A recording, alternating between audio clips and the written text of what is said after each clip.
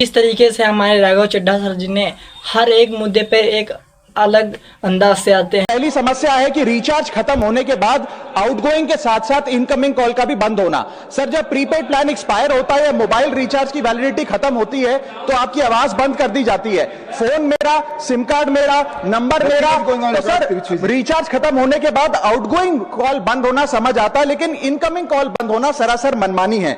Sir, हमारा mobile number आज हमारी डिजिटल पहचान बन चुका है। एसेंशियल कम्युनिकेशन जैसे कि UPI payment, banking, OTP, train ticket OTP, PAN Aadhaar authentication, interview का कॉल, हॉस्पिटल का कॉल, मां बाप का गांव से कॉल, तमाम चीजें इनकमिंग कॉल और इनकमिंग एसएमएस से आती है और वो इसलिए बंद कर दिया जाता है कि इंसान एक रिचार्ज कराना भूल गया।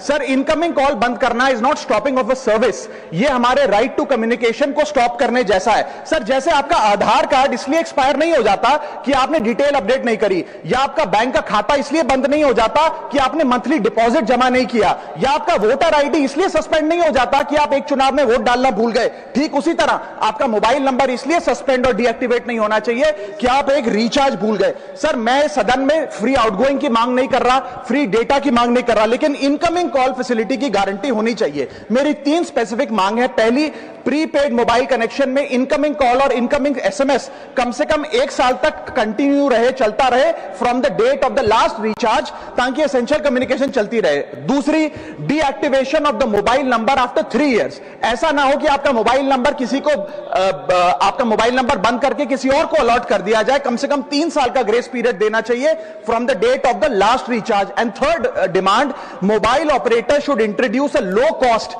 Incoming only plan. वो लोग जो सिर्फ इनकमिंग के लिए फोन रखते हैं उनके लिए, जैसे कि 10 रुपए में 180 दिन की इनकमिंग कॉल की फैसिलिटी, इस प्रकार की स्कीम्स मोबाइल ऑपरेटर को लानी चाहिए।